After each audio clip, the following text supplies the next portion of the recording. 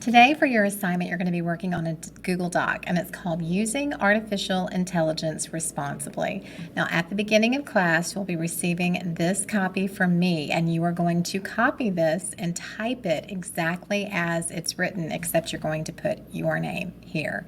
But once you finish typing, we're going to change it to look like this. So let's go ahead and get started.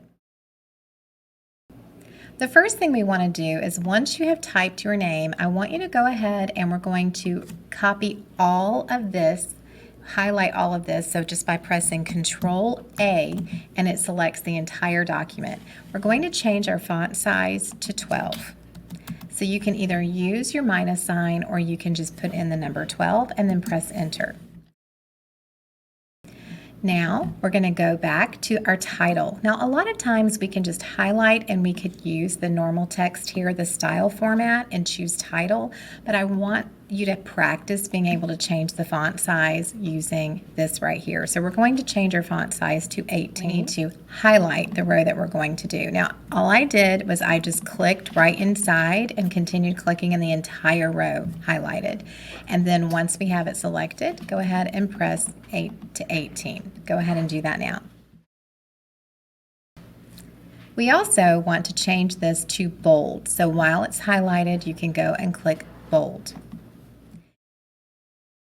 In addition to this, we also want to align it in the middle. You can either choose the keyboard shortcut Control-Shift-E, or you can use the alignment tool right here and choose the second option.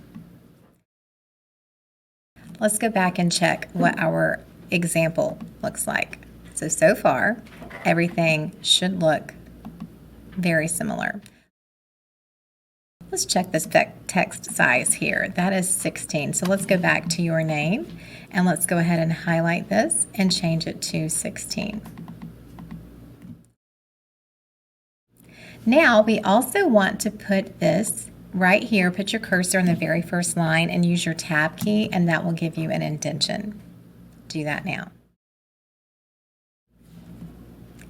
Now I want you to highlight all of these rows and we're going to change the line spacing to make sure it's double space.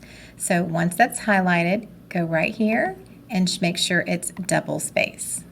Do that now. One more change. While this is highlighted, let's go ahead and change our font. Let's move it up to 16. Now looking back at what we have, everything looks like it should. We're going to go up to either the toolbar, you can press Insert Image, or we can go up to Insert an Image, but whenever you do find it, we're going to search the web, so use that option. And we're going to look for a robot, but I want it with a transparent background, so you can start typing transparent background. And if you can, find this one. If you can't, just find something similar. And I'm going to click this right here and press Insert. Now you notice this does not look at all like this one. So make sure, I'm going to let you pause and go find your robot and let's work on it. Now that we have the robot in, we're going to highlight, click on it, and then you can handles on the corner, you can use those to change the size. So try to make sure it's about this size, just kind of play it with that. But now that we're thinking that we're in a word processing platform and not a slide presentation, when you're in Google Slides, it's really easy to add images, but when you're in Google Docs, it's not as easy. You want to use these buttons right down here. And so if we put in front of text, we can move it anywhere we want it. But if we put behind text, again, it's going to be behind text, but if we could find it, it would be able to move it where we want it to. But I'm going to press Undo, and now you see this, I can move it anywhere I want. However, if you click on the first one, it's going to put it in the middle of our text. Do you see how this is? And it's even like separating words. That might not be the best option. The one I used was the second option, and then I just moved it right over here and moved it around, and then let's look. And that is what it looks like. Let's go ahead. You can click on this and you can see what everything does, which each of these buttons will do. But the second one is what we use to be able to put it right here, and then it just adjusted the text around it, and it did it in a neat way. So the first one is inline, the second one is wrap text, the third one is break text, behind text, or in front of text. We want it to do that wrap text. It did not interrupt or break the text, but it just put it right here. And it just very neatly moves the text around it. We also want to highlight and italicize the AI and the word responsibility and the word technology.